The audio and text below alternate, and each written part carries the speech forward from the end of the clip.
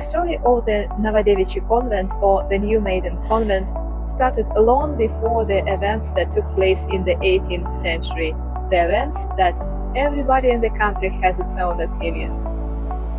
In the 17th century, this convent was situated 4.5 kilometers from Moscow, and the walls have the holes for sharpshooters. We know that the convent simultaneously could accommodate about 350 sharpshooters. Till the 18th century, this convent was the last resting place for ex-wives and widows of Russian Tsars. But the lady I would like to start speaking about was not a wife or a widow. She was a sister of the future Russian emperor. Her name was Sophia, and she was a regent for 7 years. Her opponent and her brother was the most famous emperor of the country, Peter I. Sophia was a power-seeking lady.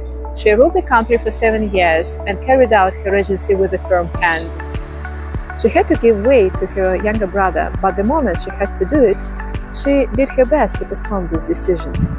And just because we know Peter I is an emperor, we know how this controversy ended. Of course, Sophia needed her own support, and her support, sharpshooters, paid dear price for their decision to give a hand to Sophia. We know that more than 1,000 sharpshooters were sentenced to death. They were hanged. But the tour guides of the Novodevichy convent who actually support Sophia will tell you about the social and economic reasons of the revolt.